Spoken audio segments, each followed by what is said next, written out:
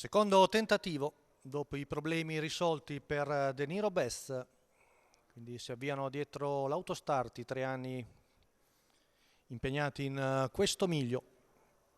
Ricordiamo, sono 3 anni non vincitori di 5.000 euro in carriera, ritirata Dolce Indal, 5 in prima fila e il solo Dylan Grad in seconda.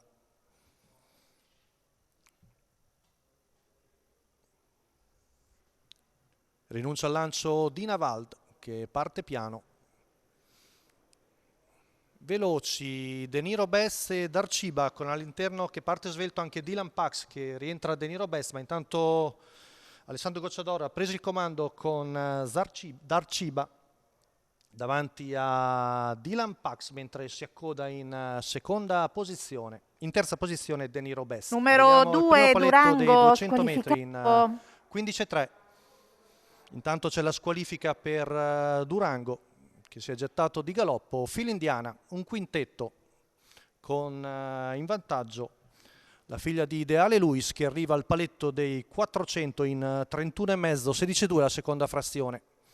Ora accenna a spostare al largo Roberto Vecchione con Dylan Grad e prova ad avanzare, ritmo abbastanza costante da parte dell'allieva di Alessandro Gocciadoro, che arriva al paletto dei 600 metri in 48, appena abbondante. Passaggio davanti alle tribune, sempre in vantaggio Darciba su Dylan Pax, terza posizione per Deniro Best, ora affiancato da Dylan Grad, in coda la Saura di Navald. Qui davanti alle tribune in 15,3, viene fuori un primo giro in 1,3,4.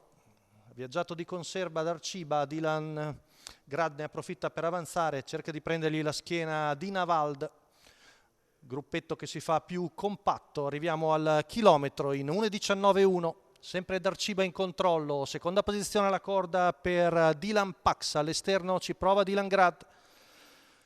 2 Dylan affiancati, in terza posizione Deniro Best con ai fianchi di Navald, si è aumentato il ritmo, 15,2 comunque la retta di Lanco, ora in controllo Alessandro Gocciadoro, sempre Dylan Grad che l'accompagna all'esterno, Dylan Pax invece alla corda, poco più di 200 metri alla conclusione, ultima curva passata in 15,1, retta d'arrivo, in vantaggio Darciba con di dentro Dylan Pax, all'esterno Dylan Grad, ultimi 50 metri, ci prova Edoardo Baldi con Dylan Pax, attacca e coglie un po' in crisi la femmina e sul palo può darsi che ce l'abbia fatta, comunque sono vicinissimi, Dylan Pax all'interno e Darciba all'esterno, cerchiamo di rivedere perché è finito fortissimo l'allievo di Edoardo Baldi. Rivediamo la retta d'arrivo un po' in crisi. Darciba viene sollecitata da Alessandro Gocciadoro, ma Dylan Pax ne approfitta, si lancia all'interno e direi che